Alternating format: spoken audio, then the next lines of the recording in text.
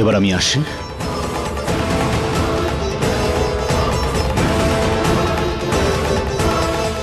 সত্য কঠোর হতে পারে, কিন্তু কখনো হেরে যায় না। লুকিয়ে রাখতে পারবে না সেনাপতি কুলদীপ। এটা তো জলের মতো তরল, যে কোনো ভাবেই ও তো বেরিয়ে আসবেই। কিছু তো একটা সমস্যা আছেই, আর যা কিছুই সমস্যা হচ্ছে সেটা আমি ঠিকই খুঁজে বার করব।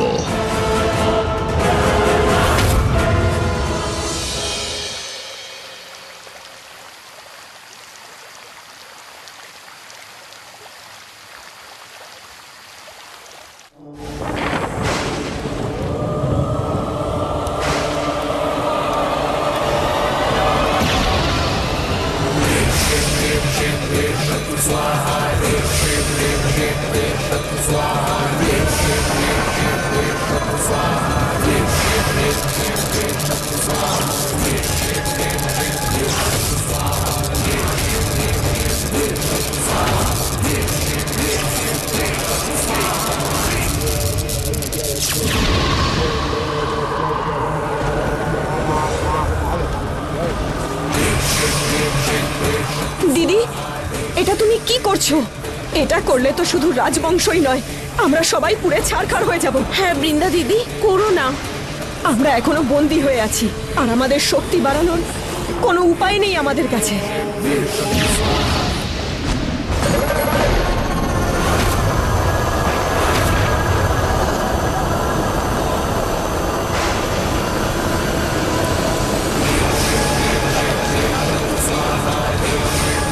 আজ এই রাজ পরিবারকে শেষ করার জন্য আমাকে যদি নিজেকে বলি দিতে হয় তাহলে সেটাও আমি করব, কিন্তু আমি এবার রাজগুরু জ্ঞানেন্দ্রকে আর ছাড়বো না। 20 বছর আগেও আমাদের বন্দী করেছিল, আর আজ আরো একবার আমাদের আর আমাদের মুক্তির মাঝে ওই রাজগুরুই এসেছে। আমি ওই রাজগুরুকে আর ছাড়বো না। দিদি, কথাটা বোঝার চেষ্টা করো। রাগের বশে সিদ্ধান্ত নিও না। না, এখন সময় এসেছে ওই রাজবংশীয় আর ওদের গুরুকে দেখানোর যে আমাদের আসল শক্তি কি। ওরা আমাদের দুর্বল ভাবার যে ভুলটা করেছে তার শাস্তি তো ওদের পেতেই হবে।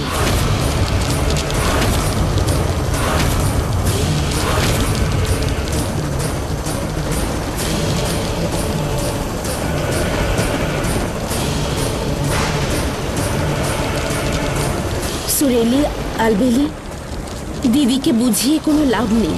ওকে আটকাতে আমাদের তিনজনকেই কিছু করতে হবে। কিন্তু আমরা একা কিচ্ছু করতে পারবো না। আমাদের তিনজনের শক্তি মিলিত হয়েই হয়তো দিদির রুদ্র রূপকে শান্ত করতে পারবে। ঠিক আছে, আচ্ছা চলো আমরা তিনজন মিলে চেষ্টা করি।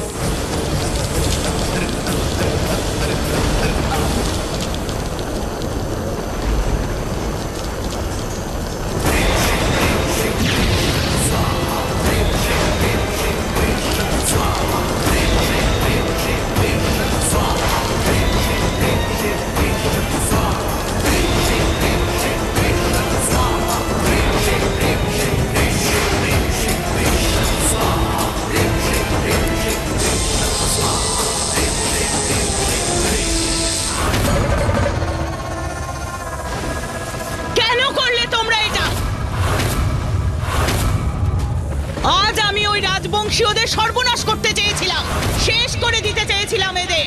ওরা শেষ হবে দিদি, আমাদের হাতেই হবে, কিন্তু আমরা মুক্ত হওয়ার পর। দিদি, আমরা লক্ষ্যের খুব কাছে আছি, কিন্তু তোমার এই ক্রোধের কারণে লক্ষ্য থেকে দূরে চলে যাব। হ্যাঁ দিদি, শত্রুদের সাথে সাথে নিজেদেরকে তো আর শেষ করতে পারি না আমরা। এভাবে কি জিততে পারবো আমরা? দিদি শান্ত হও, একটু ভেবে দেখো। হ্যাঁ দিদি, আমরা আমাদের শুভাকাঙ্ক্ষীকে পেয়ে গেছি, সেই হলো আমাদের মুক্তির চাবিকাঠি। এবার শুধু তালা খোলার অপেক্ষা। শুধু একবার, একবার এই দরজা খুলে যাক, তারপরে শুভাকাঙ্ক্ষীর সাহায্যে আমাদের বিষ দ্বারা রাজবংশকে আমরা বিনাশ করব।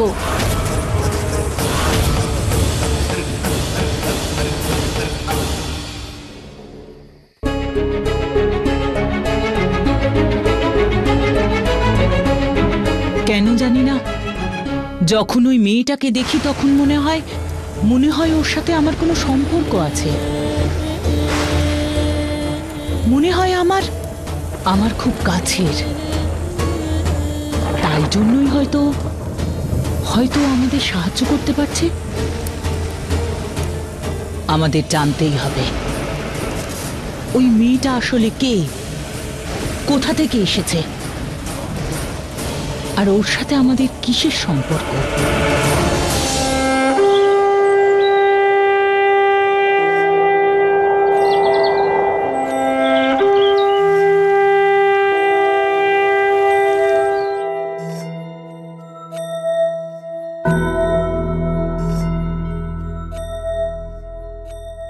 সিরিয়াসলি তানিয়া, তুমি এইসব জামা কাপড় বেছেছো আমার জন্য? এর মধ্যে কোনো জামা কাপড়ই আমার পরার যোগ্যই নয়। কাম অন ইয়ার, I mean look at me and look at this. এসব কি ফালতু জামা কাপড় তানিয়া? একটাও পরবো না এগুলো, ফেলে দাও।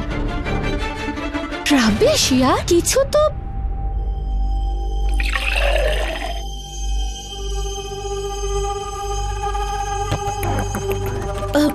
ওকে, রিল্যাক্স। আমি অন্য ডিজাইনার্সদের বলে অন্য জামা কাপড় আনিয়ে দেবো। হোয়াট এভার, প্রথমে এগুলো চোখের সামনে থেকে সরাও, ওকে?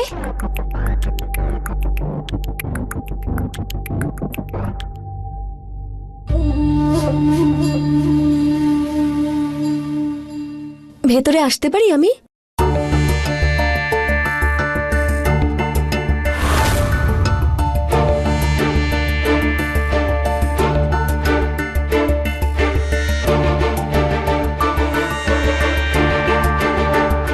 গো ব্যাক, একটু পিছনে যাও।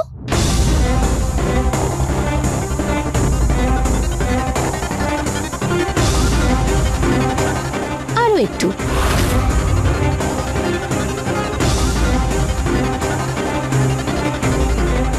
Little more.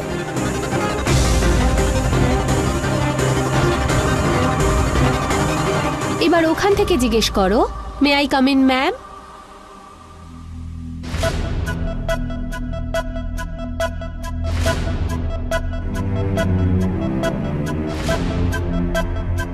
May I come in ma'am? Oh yes, now you can. চলে এসো।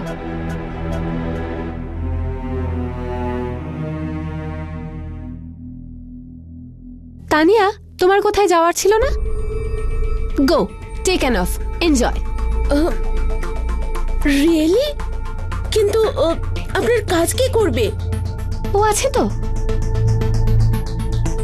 ও করবে। তাছাড়াও খুব অল্প দিনে সকলের খুব পছন্দের হয়ে গেছে। সবার কাজ খুব মন দিয়ে খুশি মনে করে থাকে। সো আই এম শিওর আমারটাও করবে, তাই না বিশাখা? সো সময় নষ্ট করার মতো তো সময় আমার কাছে নেই। এই নাও, আর যা যা আমি বলছি তার লিস্ট বানাও, ওকে?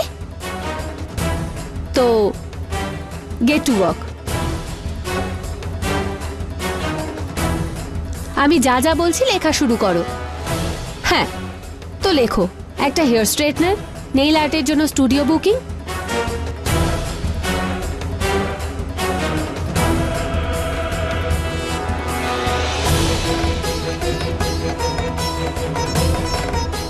ব্যাস এটুকুই? না, আরো একটা জিনিস বাকি আছে। Get up.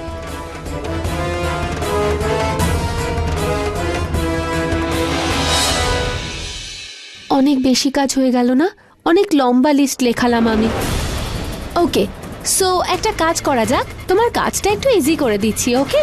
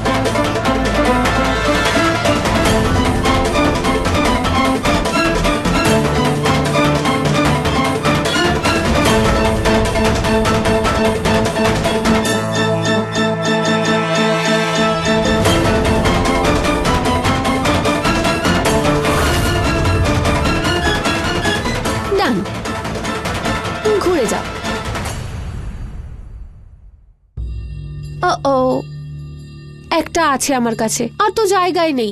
তুমি একটা কাজ করো, এইটা হাতে ধরে থাকো।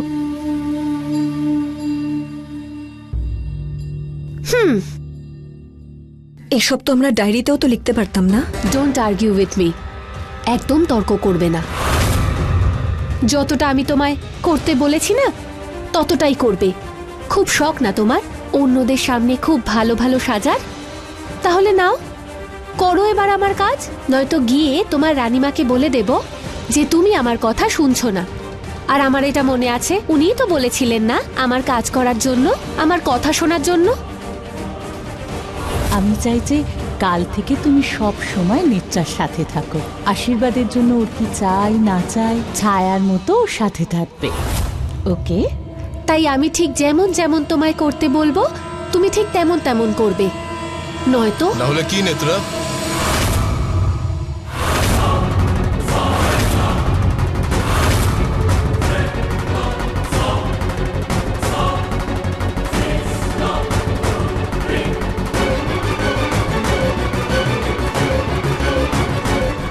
Is this the way to behave? এটা কি অভদ্রতামি নেত্রা? আচ্ছা শোনো বিরাজ, সরি। এক্ষুনি আর এই মুহূর্তে বিশাখার কাছে ক্ষমা চাও। বাট ইটস না থাক কুমার বাবু, যে ক্ষমা মন থেকে চাওয়া হয় না, সে ক্ষমার কোনো মূল্য হয় না।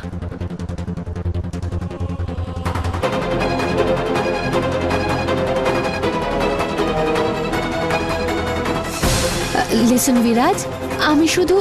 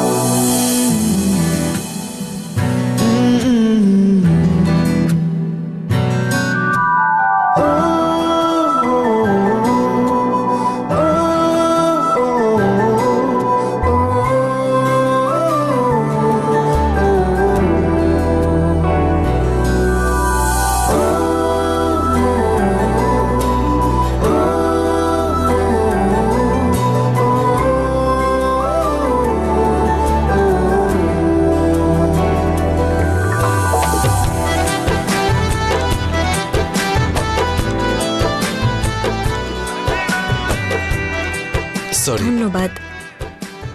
আরে কোনো You're ব্যাপার welcome. না।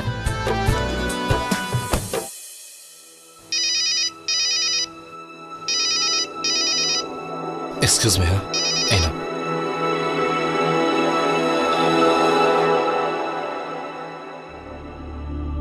বিশাখা দেবী, রাজগুরু তার কক্ষে আপনাকে ডাকছেন। নিজের কক্ষে? হ্যাঁ। ঠিক আছে। রাজগুরু আমাকে তার কক্ষে ডেকেছেন? এমন কি কাজ থাকতে পারে?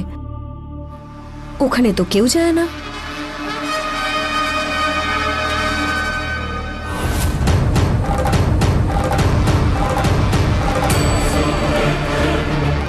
প্রণাম রাজগুরু। এসো বিশাখা। রাজগুরু, আপনি আমাকে ডেকেছিলেন? কোনো কাজ ছিল? হ্যাঁ বিশাখা, তুমি জানো সেনাপতি কুলদীপ এই রাজ্যের জন্য খুবই দায়িত্ববান। তুমি বলতে পারো এই পরিবারের সদস্যের মতো। তাই আমি এখানে রাজমহলে লাগাবার জন্য ওর একটা ছবি তৈরি করেছি। কিন্তু এখানে ওনার স্ত্রীর ছবি ছাড়া ওনার এই ছবি অসম্পূর্ণ, কিন্তু আমি তো তোমার মাকে কখনো দেখিনি।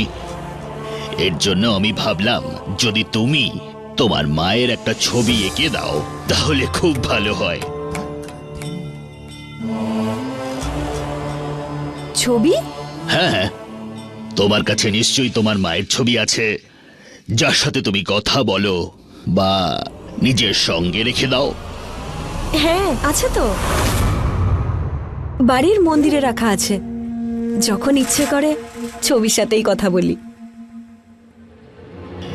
তাহলে তো তোমার ছবিটা আঁকতে কোনো অসুবিধাই হবে না। রাজগুরু, আমি তো সেনাপতি কুলদীপের মেয়ের মুখে না শব্দটা একদম মানায় না। আচ্ছা ঠিক আছে, আমি চেষ্টা করছি।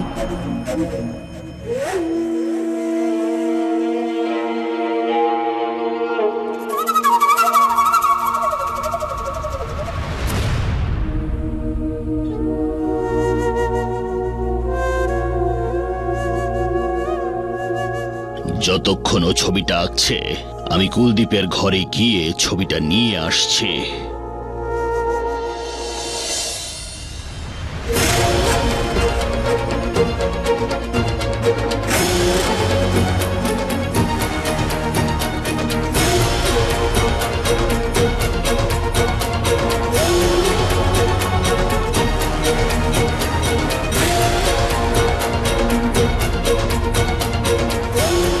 কেমন মেয়ে তুই বিশাখা,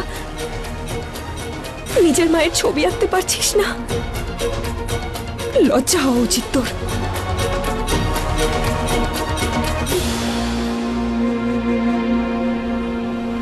আমায় ক্ষমা করো মা।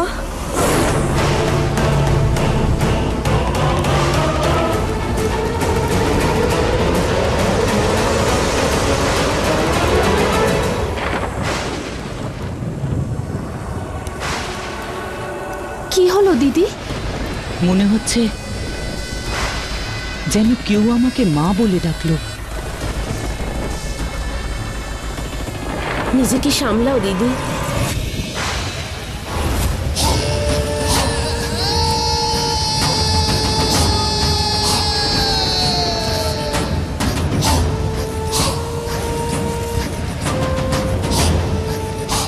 আমার মেয়েকে আমি ফেরত চাই।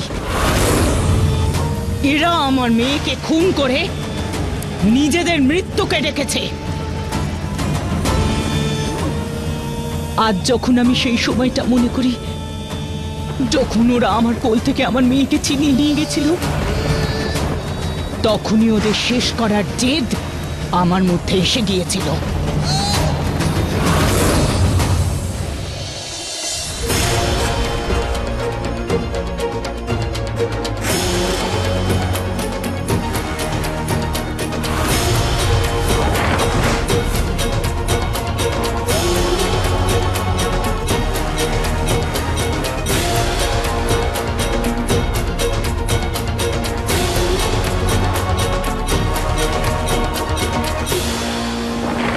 দিদি নিজের রাগকে নিয়ন্ত্রণ করো।